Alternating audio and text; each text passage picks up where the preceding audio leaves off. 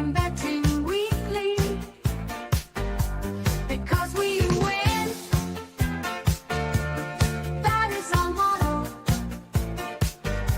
Sometimes we win, sometimes we don't win. Don't give us the bird, don't give us your stinging eye. We try our best, and we're successful. Come watch our show. Bet River sponsors. It's time to start. Enjoy the show.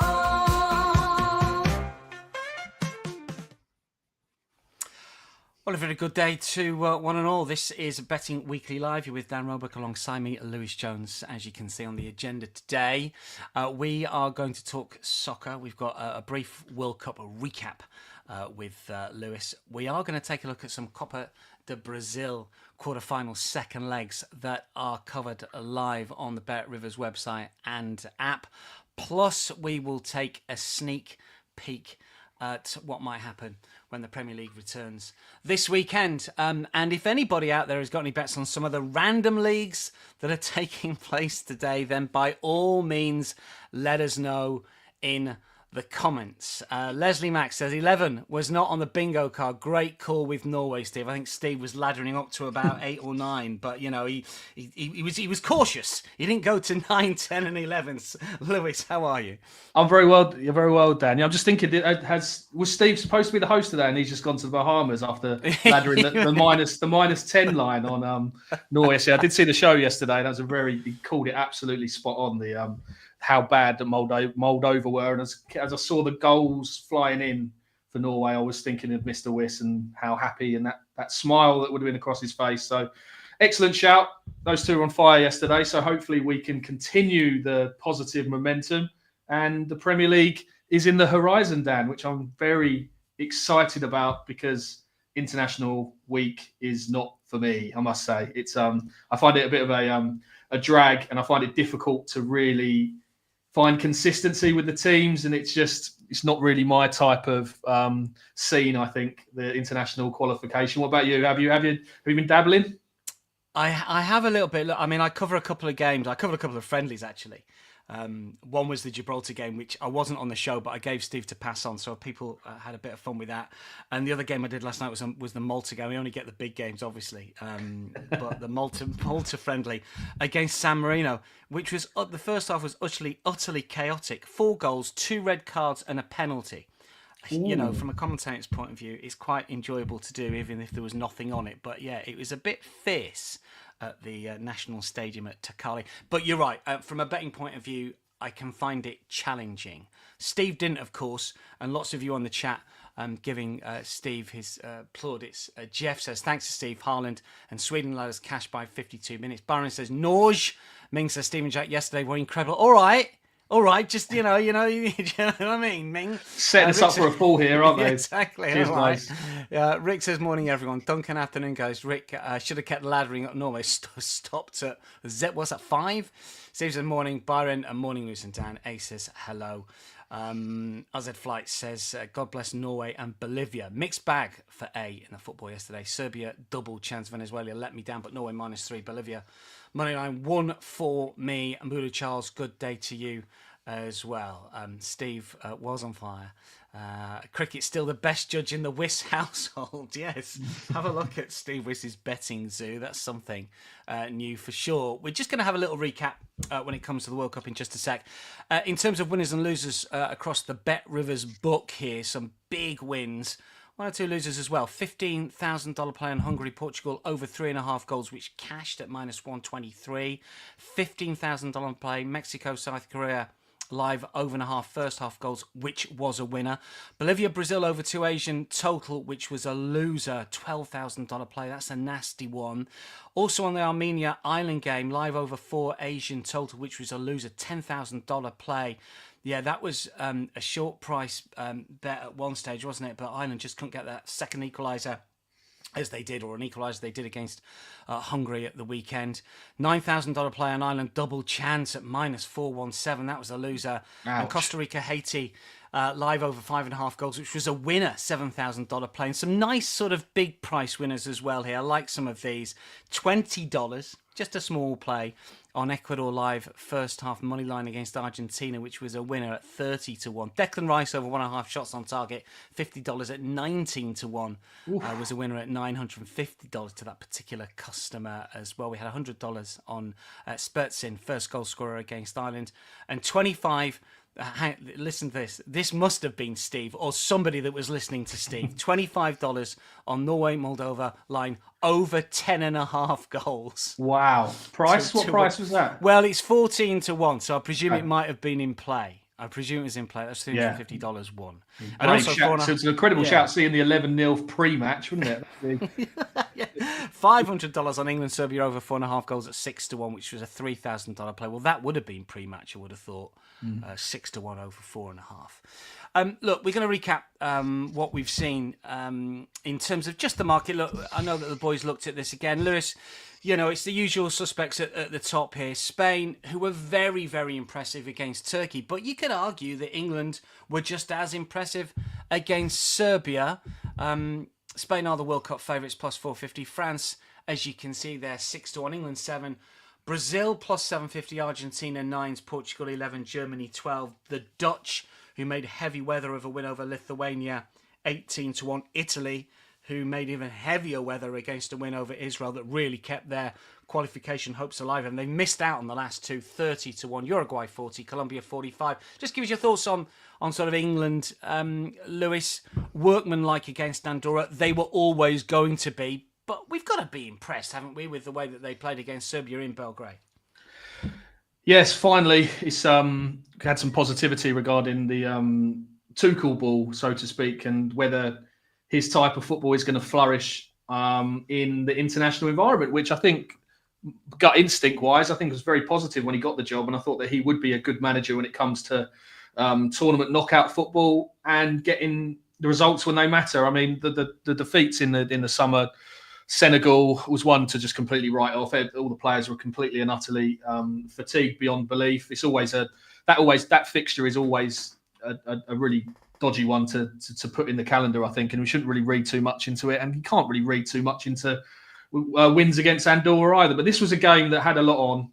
They had to go to Belgrade and put in a performance, and they all stepped up. And it just shows you this England team are full of real big characters, big world-class talents that know what it takes to win international football matches on the when the stakes are on. They made it look very easy. I thought that fixture, it was a tricky one on paper. I mean, Serbia could be a tough place to go. They've got good individuals in certain areas of the pitch, but England, as soon as they got the goal, they were in full control of the game, and that addition of Elliot Anderson in the midfield seems to have worked quite well. It frees up Declan Rice to get into those areas where he can really hurt teams, which he's going to do this season for Arsenal on a consistent basis. And obviously that punter that's had the 2 shots on target line at a ginormous price there is onto something very impressive, I think, because Rice is definitely a player to follow across all attacking metrics still. I don't think the market's caught up to him at all. That's going on a bit of a tangent there. But just on England, again, we're very far out, aren't we? We don't want to read too much into one performance, but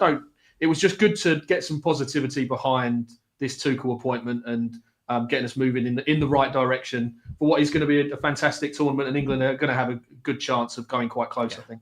Look, I think the argument with Tuchel is that he's not one for the future, he's one for the here and now.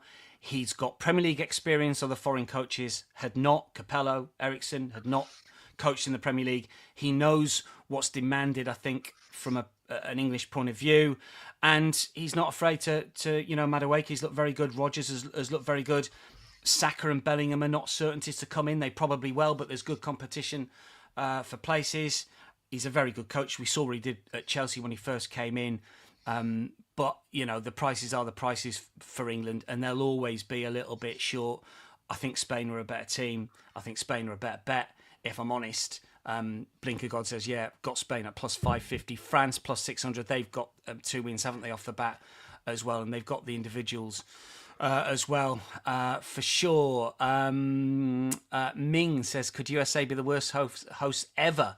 Canada seemed better now. Did Canada beat Wales? I was sort of half across that one. Yes, Did they beat them in 1-0. the I think it was 1-0. Yeah, Craig Bellamy was very spiky in his press conference Yeah. afterwards because I think Jesse Marsh, who's obviously been around the UK football scene before, was celebrating before the final whistle had gone and giving his coaches high fives. And I'm not sure that sat very well with Craig Bellamy, who is a very spiky, passionate character who's done a very good job actually with Wales so far, and they could be on course for qualification if they get a good result against Belgium in the next. I think it's in the next set of fixtures. So hopefully they can get there, because having the home nations represented in all these World Cups always it just adds to the party, doesn't it? So I'm not sure about the prices we put up there, Dan. I wouldn't.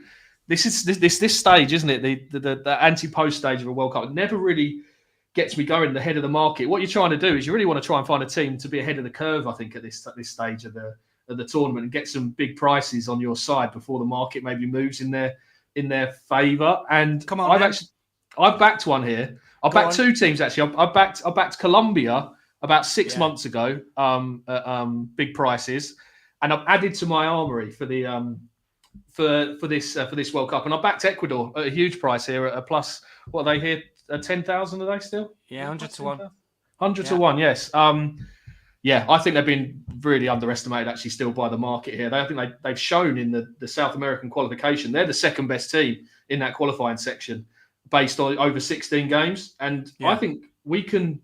That's a lot of football to put a lot of weight into. And yes, they haven't got a very good record when it comes to performing at major tournaments, but I think there's a real basis here of a side that are going to cause teams problems in a World Cup where the conditions are going to favour the South American teams, which I think has to come into your thinking when you're looking to have a bet at the moment, because defensively they are a ridiculous side, and I would go as far to say they might be one of the best defences in world football. Last 12 matches in qualification, conceded just twice, Dan, against teams of the calibre of Brazil, Argentina, Uruguay, Colombia. They're not playing Andorra and San Marino and the likes of it. They're playing proper football teams that go there to compete, and to concede just 2 goals in 12 matches is incredible. And they've got really good players in the back line as well. I mean, Pacho, the centre half's a good player. Yeah, good player. He can lead the defence really well. And then you've got Caicedo as well in just mopping it all up in front. And he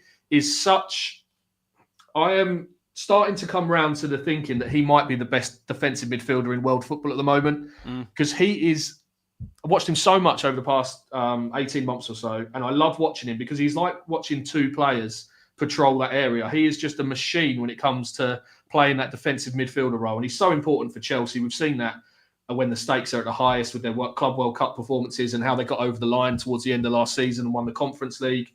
And he's just a massive figure for Ecuador as well. And he just has that sort of that aura about him now. I think that sort of talismanic figure that could go and win a game on his own by just stifling the opposition, by putting out fires. Did it against PSG in that Club World Cup final. He was absolutely outstanding that day. And I think when you've got a player of that ilk in a team that is coached brilliantly, going to have conditions in their favour, I can't see that 100 to 1 lasting when we get to the nitty gritty of the sort of the 2-3 weeks before the tournament. If they get an all right draw, I think that will shorten. So Ecuador, I was very happy to add Ecuador to my post portfolio. I love that. I mean, Colombia, I can definitely see because they've got a good record over the last few years. Ecuador can definitely see as well. The interesting thing as well, I think, and I know that the World Cup is slightly different, but we're due a Greece here. We're due just a surprise in the World Cup finals. And I think there's been a little bit of a leveler as well, just in terms of, how good are Italy these days at the moment? Not very good. How good are Brazil these days?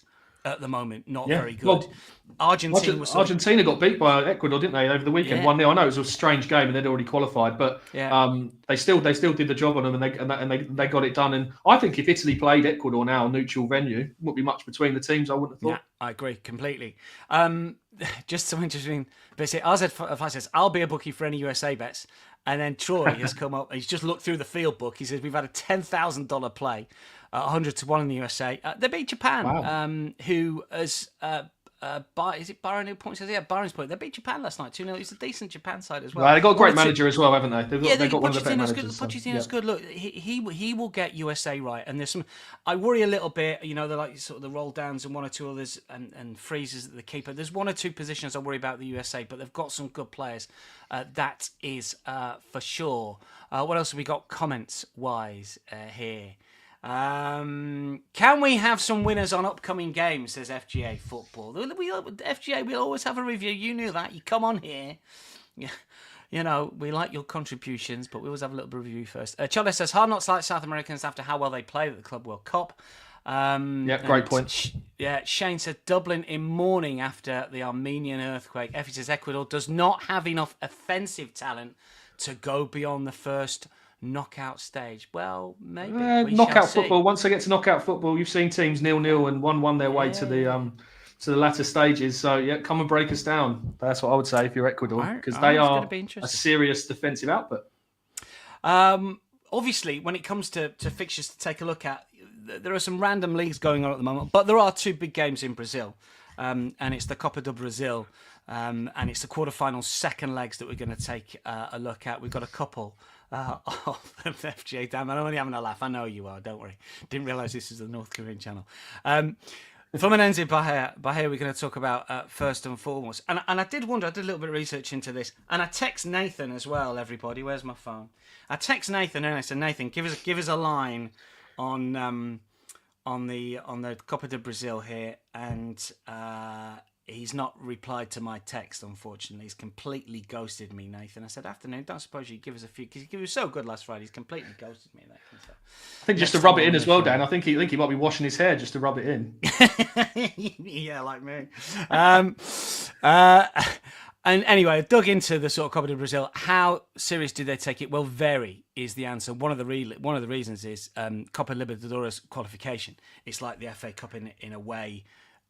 Being able to get through the Champions League, and there's big financial rewards as well. So there is no doubt that teams will be taking it serious. And I looked at one or two sort of lineups between League and Cup, and yes, there are changes, but not wholesale changes. And when we get to the quarterfinals of any competition, I think teams are well worth taking a look at it seriously, and from a betting point of view, that is the case. So Fluminense against Bahia, first of all, we can take a look at. This is the early game, and these fixtures, incidentally, are live on the BetRivers app and the BetRivers website. If you've got a BetRivers account, you'll be able to watch them. 6 p.m. Eastern for the first game we're going to take a look at here. Fluminense have been backed. When I was scribbling some notes together earlier today, Fluminense were even money. They're minus 124 here. Bahia plus 350 from plus 275. Bahia a goal to the good from the first leg, so the pressure's on Fluminense a little bit, and there's pressure on the coach as well. I'm reading Renato Gaucho, who is always under pressure. This is his 7th spell, incidentally, at Fluminense. Keeps getting sacked, but he keeps coming back. I kept looking at this and I thought Fluminense should win this game. It looks like an unders game as well to me. All of the stats suggest unders, but as you can see, under 2.5 goals at minus 195. Under 2, obviously 2 goals in it is a push, is minus 106. But the tie state sort of puts me off a little bit with that, Lewis, because obviously Fluminense have to win, and they have to win by more than 1 if they are to go through to the semi-final. The head-to-head is interesting. Fluminense have won their last 5. They're unbeaten in 10 against Bahia at home as well. Last defeat at home back in 2011. These are all home stats, and Bahia have never made the semi-finals of the Copa do Brasil. I tend to think it is going to be unders, but the tie state makes me worry about it a little bit. There might be 1 or 2 angles elsewhere. Lewis, what are your thoughts on this Copa do Brasil quarterfinal second leg with Bahia travelling away a goal to the good? Yeah, it'd be wrong of me to sit here and sort of try to mug off the viewers or the listeners by saying I have anything bar a sort of basic knowledge of Brazilian football, Dan. But one thing I do know about, and I'm pretty, I'd say, confident at, is sort of finding sustainable betting strategies when it comes to football. And I think we've got one of them here. And they are, in second legs of knockout football, always head to the corner markets of the team that are behind in the tie. So this is definitely the case here with Fluminense. I'm interested in their corner lines because they are 1-0 down from the first leg, and they do need to go and chase the game. And we all know that sort of game state is always king, isn't it, in football? But I do think we've got something in our favour here where we can control the fact that Fluminense are going to go for this from the first whistle, I think. And yeah, I do think this is in second legs when teams do have to go and chase a game. It is a sustainable betting strategy to follow because it's not actually factored into the way the corner markets are priced up, I don't think, because I think these markets are formed by just basic algorithm averages and home and away trends. But what the way the markets are formed is missing is the crucial aspect, and that is, in this case, game state, I think. And I do think that second leg games, when a team in knockout football, especially when teams are chasing their tail or chasing the game, I think it's one of the most sort of powerful betting strategies in football, actually, these corner bets, because you do get so much value on your side because the markets don't really respond to it. So I'm going to keep it very simple here and just back the Fluminense corner line here, which is set at 6.5. So over 6.5 is plus 110. And I think that's a pretty fair way of going about it. I'd have it a little bit shorter than that. And I'm not going to overly stress. Normally I would be digging into the numbers and digging into the data to stress about the corner numbers and making sure that both the conceding and winning corners are on my side in terms of the numbers match up as well. But this sort of theory, I think it's almost just like a system bet, really, where you just can back it blind without really having to analyse the corner numbers. Always just think there's going to be value on your side here when you get a team in these spots in a second leg when they're chasing the game. So, but if people did want to take a bit more confidence from the bet, Fluminense won 8 corners in the away leg where the game state was very sort of level and they weren't chasing the game. I don't think Bahia scored until the 87th minute. So Fluminense won a lot of corners in that match without having to really go and win the game. So I think you've got a lot in our favour here for this corner bet. And as I mentioned, it's just one I'd really back blind to a certain extent in these second leg teams that are sort of behind the 8 ball and need to go and win the game. So Fluminense over 6.5 corners at plus 110 look pretty fair to me, Dan. I think what I like about that sort of strategy is that, as you say, the market doesn't factor it in. I always remember Man United in their pomp, Liverpool as well at home, Man United at Old Trafford a few years ago at home. If they went down early in the match, or certainly early in the second half, the amount of corners that they would rack up to try and get back into the game was phenomenal. And that generally, for an in-play bet, all the market shifted because the market knew that was going to happen. Whereas this is like half-time effect in the tie, isn't it? Yeah. But occasionally, as you've just mentioned, there's still a lot of averages that are factored into the corner prices. So I think it's a really good strategy to do. And you've got 90 minutes to get over the line with this.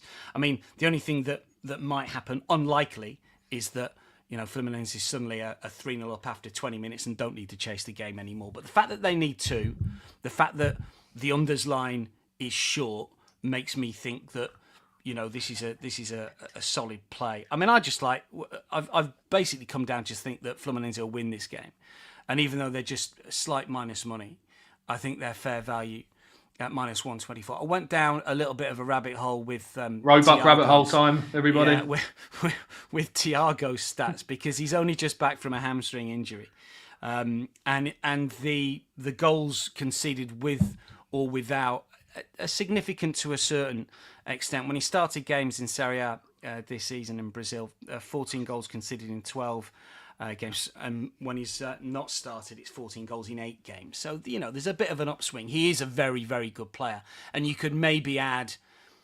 Fluminense to nil potentially, or even sort of Fluminense draw double chance and throw in, to nil as well, i.e. under 0.5 goals, and try and be a little bit creative with that. And he is a significant figure for them in terms of those stats.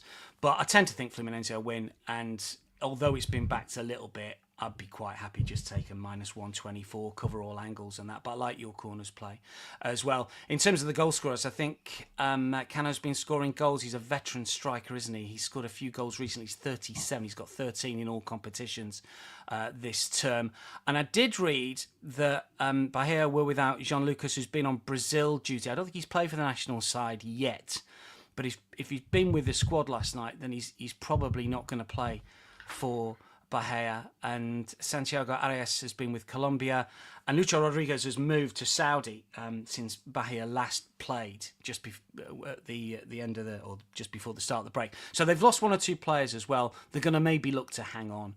So I'm going to play Fluminense, I think, at -124. That's going to be my play here. Let's go back to one or two of the comments here.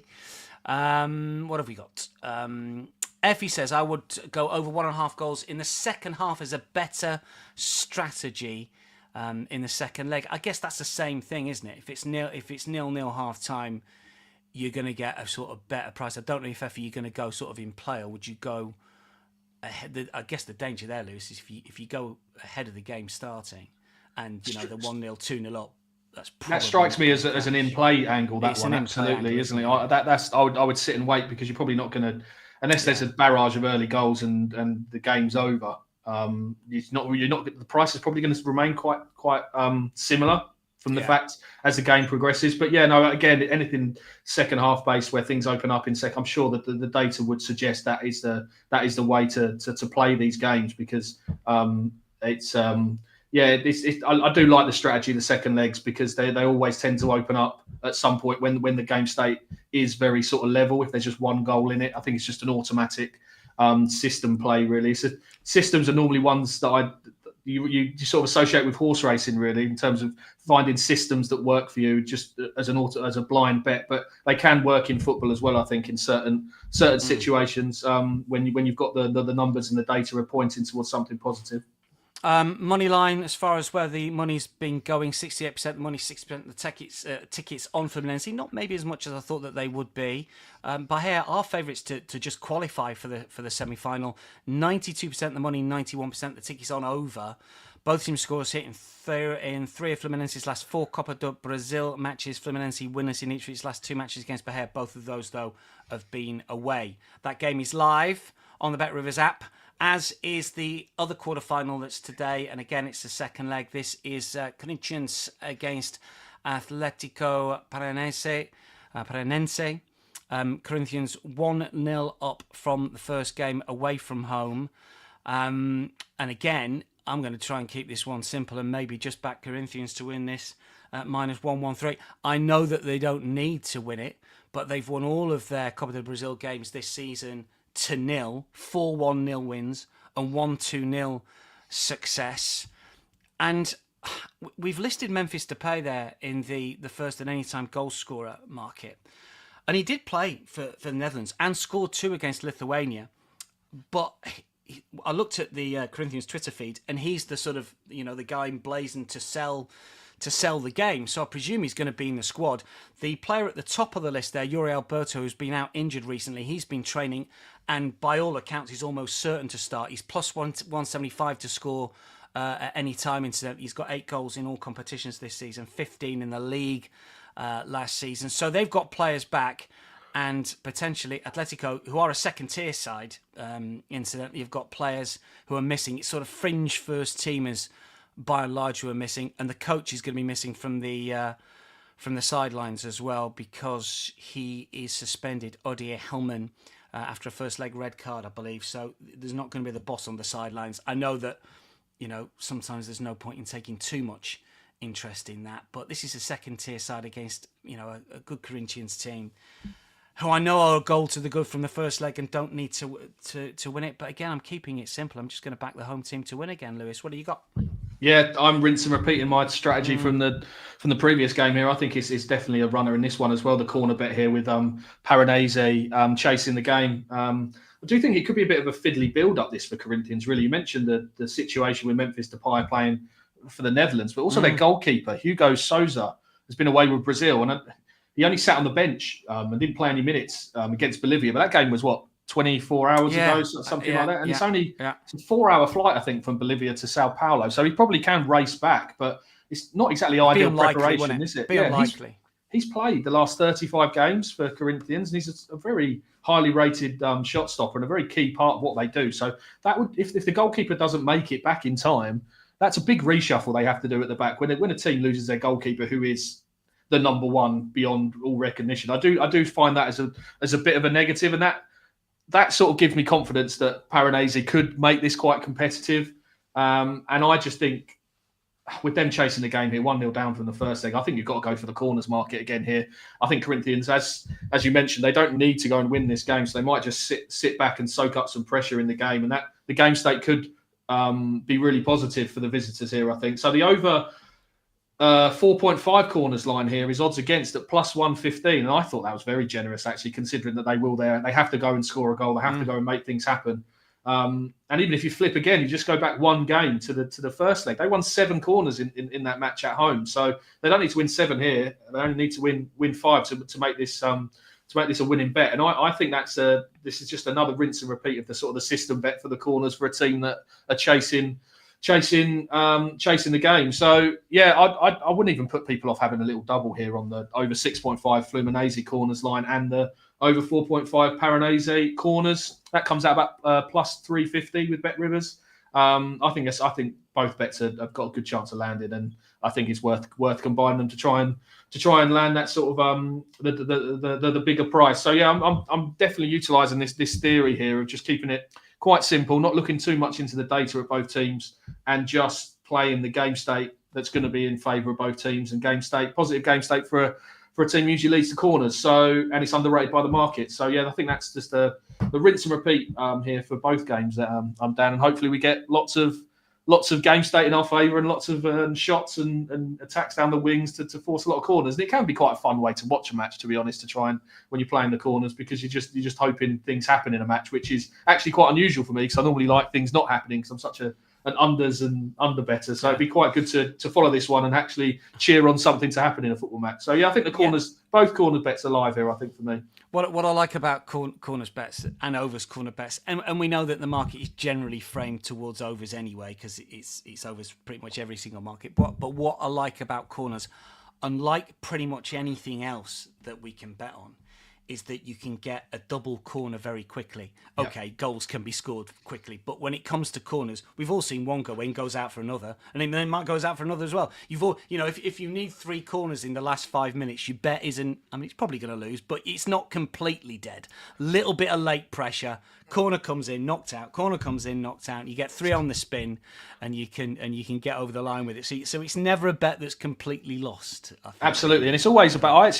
When I'm following these corner bets, so to speak, I normally just. I do like cheering on the corners, but I always just follow the game state instead, because the game state is actually more important than the corners being won during the game, because you want to keep that side, that part of the bet live in your favour. So if Fluminese go 2-0 up in the first 10 minutes, you might as well turn it off because the bet's done. Yeah, so you're just hoping that the team that you're betting against can stay ahead in the game, if that makes sense, over the 2 legs. So it's corners are always a great market to utilise when you can find these sort of spots where they're not properly priced up, I think.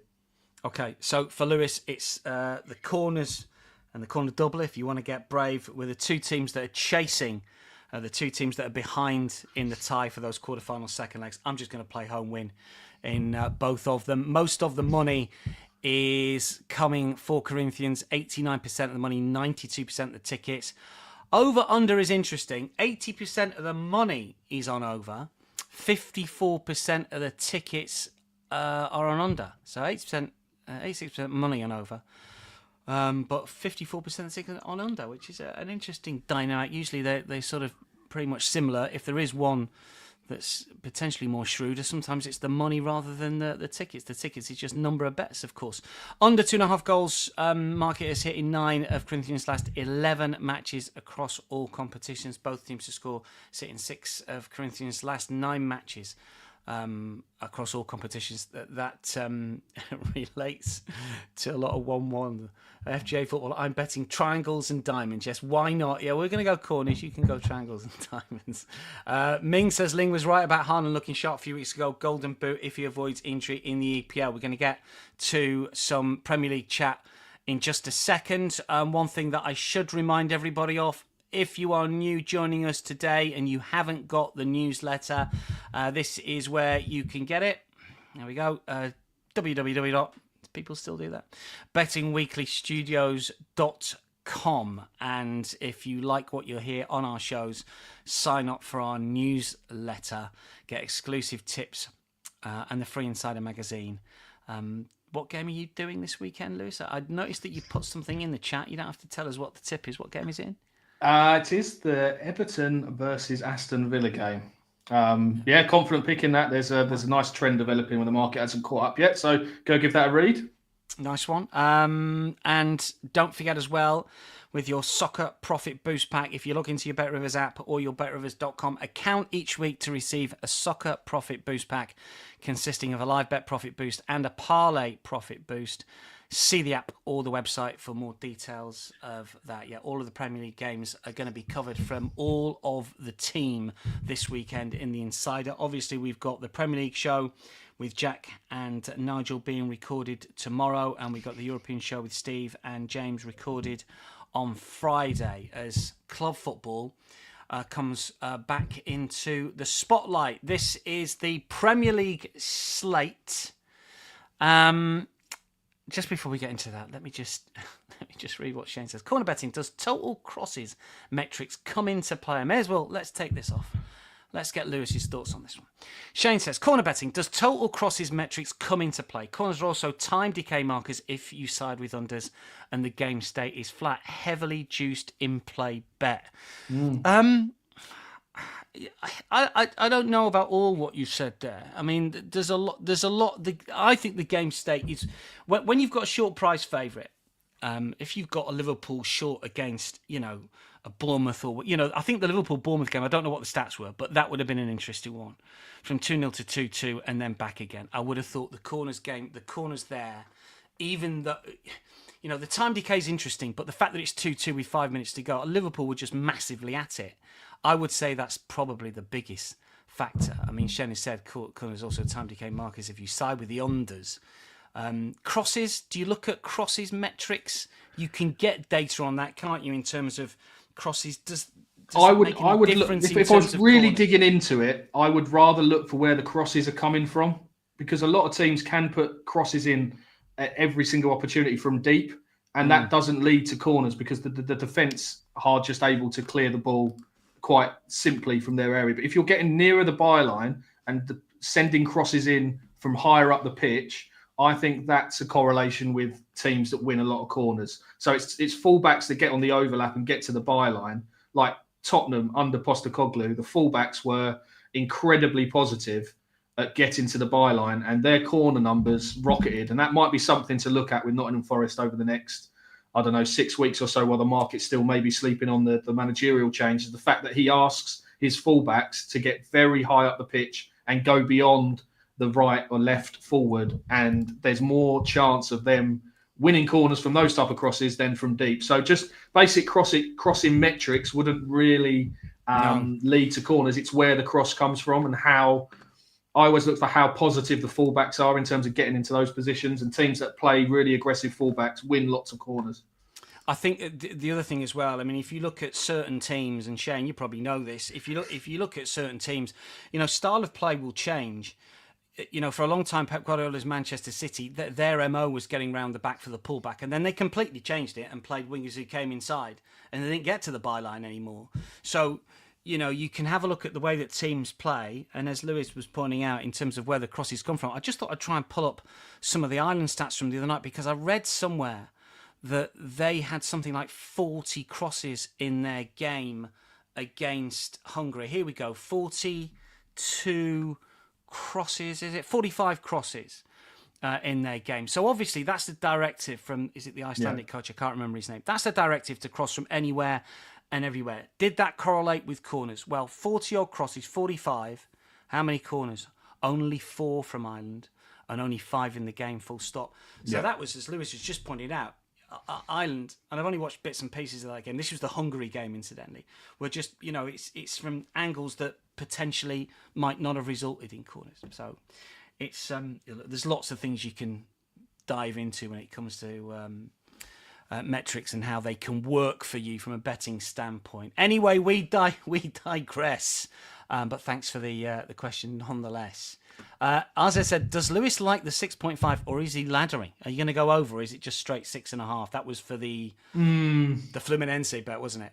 There is normally, if there's value in the line you're taking, there's normally value higher up the ladder. I don't know.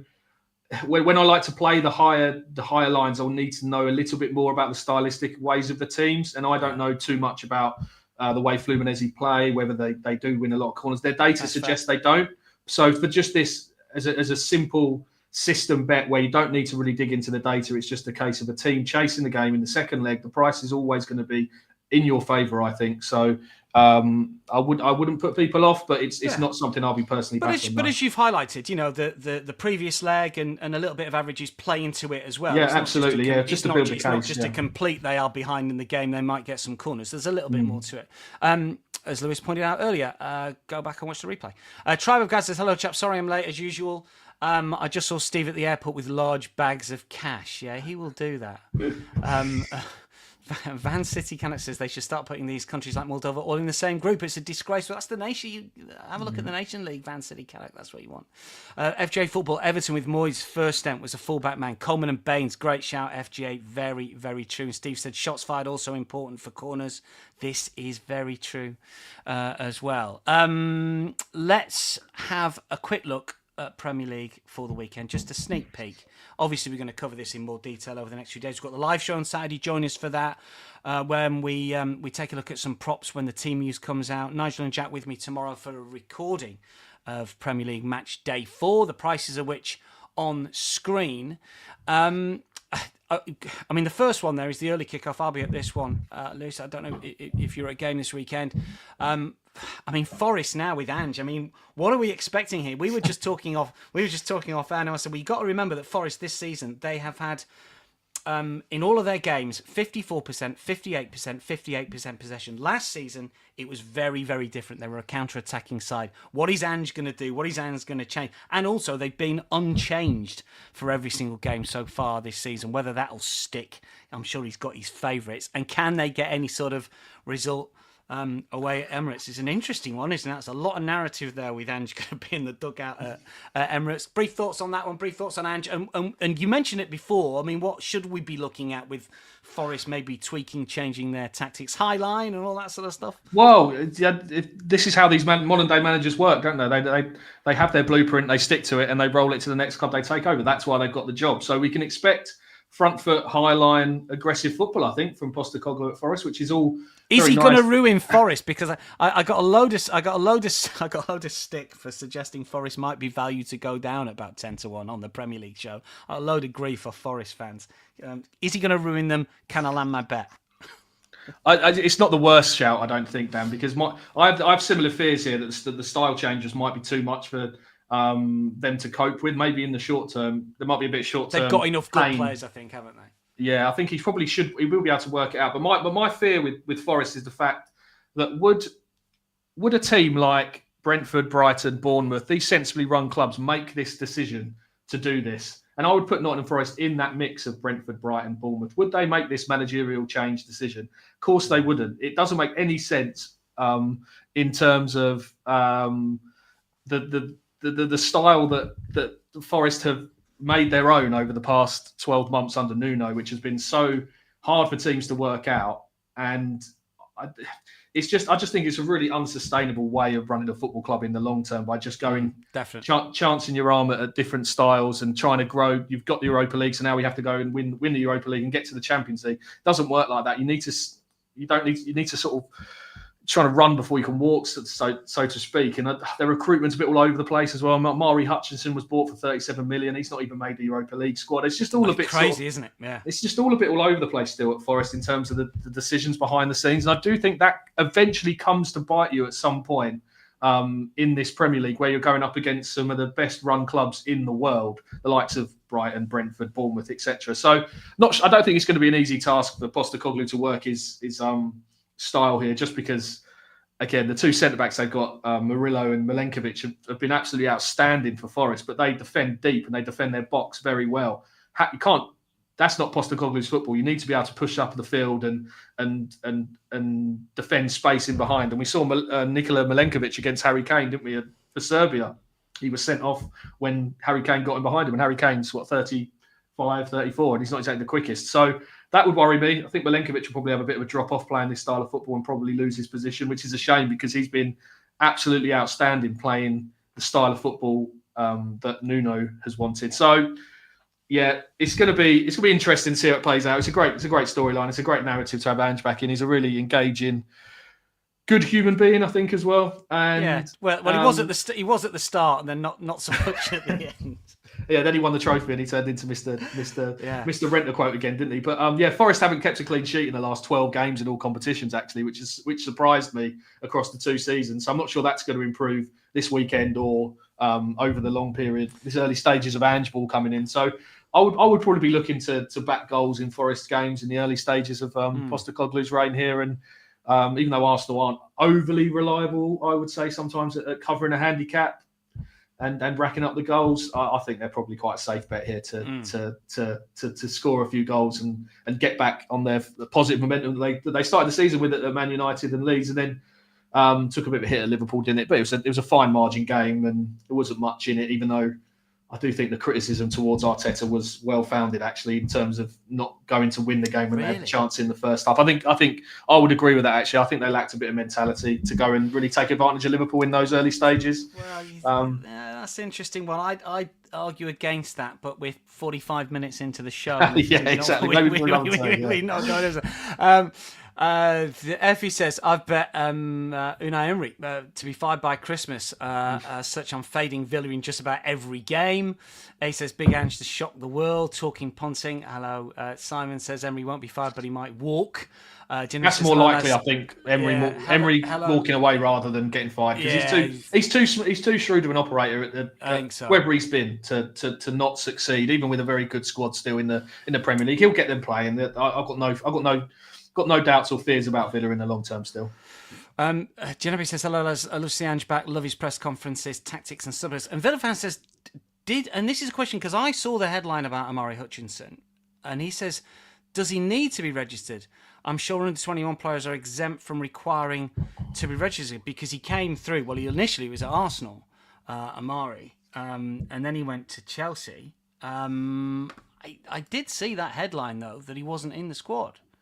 I believe he's not in the squad. Maybe I've read that wrong as well, and that's poor from me if I've got that wrong. No. I believe he's not in the squad because there wasn't enough space for him. But maybe he fits the youth team quota. But hey, we'll have to go and find that one out. But it's because it's an interesting one because there were people talk about Frimpong. I mean, it does suggest that he's not in it, but Villa fan, you might have a good point there. That's one to sort of triple check because I think they were talking about Frimpong at Liverpool and he was at Man City's academy even though he went to Germany and went back again.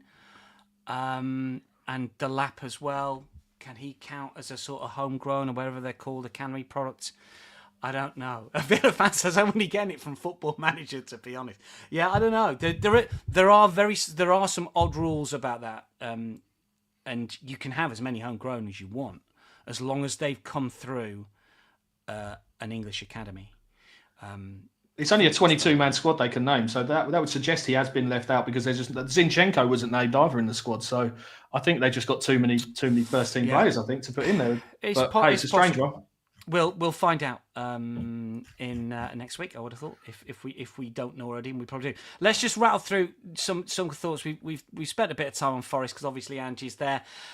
Anything catch your eye? You don't have to give us any specific tips for this one. Bournemouth Brighton I think's really interesting. I've got my theory with Brighton, and that might come into play there. Newcastle Wolves. I think Newcastle will probably win that. I mean, I think expected points-wise, certainly expected goals-wise, Lewis, Newcastle are right up there. Fulham Leeds, I think Fulham have been a bit unlucky. Yeah, could be more hurt for Villa. Sorry, Villa fan. Palace, Sunderland, probably Palace, West Ham, Spurs, Brentford, Chelsea. Might be trickier than you think, but I'm starting to warm to Chelsea worryingly. I was looking at their expected goals on target against. They give nothing away. Sometimes their XGA is not high, but it might be a number that you can have another look at. And when you look at the shots on target that they concede, they're minimal in terms of what they might concede. Just a quick look at anything catch your eye Saturday-wise before we talk Sunday. Anything Saturday? Well, Lewis? Newcastle, the team that I would row in behind you there with their brilliant numbers in terms of their defensive process so far. And I know three games isn't a great sample size, and people be throwing their stuff at the screen and their listening devices saying, how can you make that assumption after 3 games? But look at the teams they played: Villa, Liverpool and Leeds. 3 very difficult, actually, fixtures, I would say, at this stage of the season. And they got the lowest XG against of any side, 1.58 they conceded in those 3 games, and faced the fewest shots as well. So I really like them as a team. Now they've got the Isak situation behind them, they can bring in the new guys that they've signed for this one and just do what they do. And they're a very hard team to beat at St James's Park. And when you flip it and look at the opposition, Wolves, I think they're going to struggle to score goals, I think, in this season. Very, very organised. The manager gets them playing organised football, but I do think they just lack that little bit of creativity. And John Arias has got a chance to be a very good player in the Premier League, but I think there's a lot on his shoulders to carry this team. He might be in the wrong team, I think. Yeah, absolutely. So the win to nil, plus 130 for Newcastle. That's nice. Did think that would shorten over the next 48 hours or so. I think people might jump onto that once they sort of dig into the Newcastle's data and the fact now they've got a centre forward in the building. So Newcastle were on my radar. Quite like goals at Everton as well. I think this stylistic change under Moyes now and playing much more attack-minded football. I don't think the prices have really caught up with this change in historically a very unders team, aren't they? Everton Massively. I think that's changed now. I think there's going to be a lot of goals and a lot of entertainment at their new stadium. And Jared Branthwaite's still missing, which makes them very vulnerable defensively as well. Yeah, so Michael Keane's still starting, isn't he? I think, and he's never been the best. Just a quick word on Spurs at plus 112. If he says Spurs game might be a trap based on the line, are you suggesting that? I couldn't back Spurs away from home at just over even money against pretty much anybody. Is suggesting that's the wrong line, or West Ham? I mean, West Ham switched to a back 4, which I thought was interesting, and Agard's gone, and Todibo was dropped, wasn't he? And suddenly they were a lot better, obviously, with the win over Forest. Spurs look too short, don't they, Lewis? I'm going. That's the game I'm down to cover. Actually, I'm going to London Stadium to do that. So yeah, look, I haven't hasn't been on my radar yet. This game, I haven't dug deep, but just at the early prices there, it's sort of prices for both teams. I don't want to back either of them. Just looking at those prices, I don't think so. I covered West Ham when they lost to Chelsea at home, and the atmosphere was very worrying, I thought. And if they go behind in that game, I know they've got a good result away at Forest since, but still their form at home hasn't been good. And if they go behind in that game to Spurs, the murmurings and the discontent within the fan base could rear again. So I wouldn't be too positive on West Ham either there. So there's probably the prices look about right. But it's always a fiery game, that one, West Ham Tottenham. It means a lot to both those sets of fans, especially the home fans. So it should be a good atmosphere on Saturday night. But tough one to call, I think, that one. Effie says West Ham won't lose based on the line. Generally says I really like the Everton squad. Think they can finish close to Europe. Yeah, I think now just backed him on the handicap. West Ham Spurs, both teams to score on overs. And Ace says agree with Effie. Can see Hammers getting a draw there, but are they value to do so? And Villa has given us the rules when it comes to homegrown players. I'll have to look back at that and make sure I know what I'm talking about next time I'm on about the younger players for the European squads. Last thought, anything on the Manchester derby or Burnley against Liverpool before we wrap things up?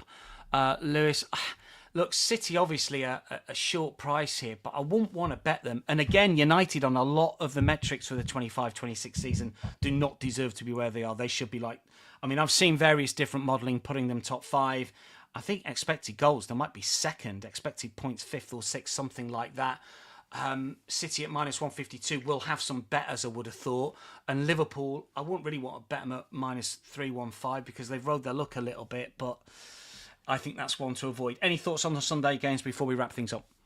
I'd be looking at Erling Haaland. I know it sounds captain obvious, but I just think in this style of football that Man City are playing, where they're getting the ball forward a lot quicker and a lot more direct, and this is what he's been wanting since he signed for Manchester City. He wants direct balls played to him from whether that's crosses, whether that's through balls. They're playing a lot more direct to him. It hasn't actually resulted in any positivity from a results perspective, but he's scoring goals, and I don't think you have to overcomplicate it sometimes. They're going to be getting the ball a lot forward more quicker to one of the most deadly strikers in world football, and even his sort of to score a header lines and things like that are all overpriced at the moment. I think still, even though he's going off really short in the first goal scorer markets and the goal scorer markets, I think this stylistic change could see Haaland score an absolute bucket load this season. I think sometimes the best play is just the one staring you straight in the face, and I'm still not really having Manchester United in terms of their out of possession stuff, and the way they defend their box isn't great. I don't think so. Haaland should have plenty of chances, I think. Yeah, he didn't do badly midweek for Norway, did he? Scoring 5, which is incredible. Soccer Block says Crystal Palace Arsenal double looks lovely odds, and Villavan says, yeah, probably right about being left out of the squad because it needs to be a Forest for 2 years, but he hasn't. Yeah, you've got to dig into that. I'm sure everything will become clearer, if it's not already, courtesy of Villain Fan 20, when it comes to the European games, which of course start next week. Lou, it's been an absolute pleasure. Over the last 55 minutes, we've gone on a little bit, but really good analysis, good, interesting chat when it comes to the strategies as well. I mean, we've only covered a couple of games, haven't we? So I guess the best players are corners play. Have you got a preference in one of the games in terms of best bets? No, about the same for both of them. I'll just back the double at 350 plus 350 double over 6.5 Fluminese corners and over 4.5 Paranaense corners. Brilliant. Tennis Live coming up shortly. Hardball on its way. Fast break. We've got NFL show as well. An awful lot of content on the channel as well. Don't forget about Steve Reese's Betting Zoo as well, where pets of handicappers get involved and are generally doing better than the handicappers themselves. That is your lot. David said, did we already tip our caps to Steve for the Bolivia look yesterday? Yes, we did. Steve's been very good, and Steve's going to be back tomorrow for more soccer chat with Simon. Bit of golf chat as well, I think, is coming your way tomorrow with BMW at Wentworth. Lewis, thanks for your company. We will see everyone soon. Have a very good betting day today.